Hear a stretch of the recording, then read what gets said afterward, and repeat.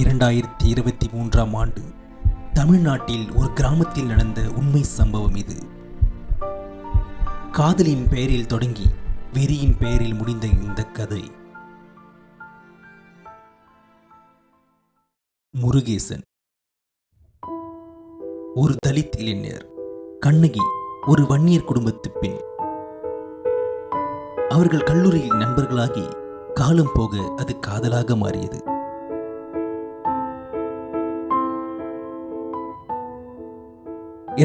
மூன்றாம் ஆண்டு அவர்கள் திருமணம் செய்து கொண்டனர்.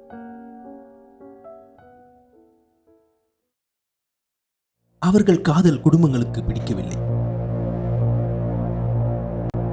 சில வாரங்களுக்கு பிறகு கண்ணகி முருகேசன் இருவரையும் குடும்பத்தினர் பிரிக்க முடிவு செய்தனர்.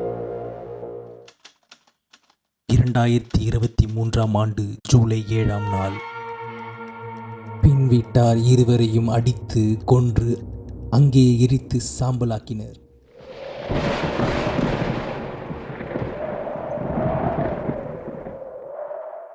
இந்த கொலை சமூகத்தில் பெரும் அதிர்ச்சியை ஏற்படுத்தியது. ஆரம்ப விசாரணையில் உண்மையை மறைக்க முயன்றனர். ஆனால் முருகேசனின் குடும்பத்தினர் புகார் செய்ததும் சிபிஐ விசாரணை நடந்தது. 2009இல் சிபிஐ சார்ஜ் ஷீட் தாக்கல் செய்யப்பட்டது. 2021இல் 13 பேருக்கு குற்றம் நிரூபிக்கப்பட்டது. ஒருவருக்கு மரண தண்டனை, மற்றொருவருக்கு ஆயுள் தண்டனை வழங்கப்பட்டது. பின்னர் 2022இல் மெட்ராஸ் ஹைகோர்ட் மரண தண்டனை ஆயுள் தண்டனையாக மாற்றியது.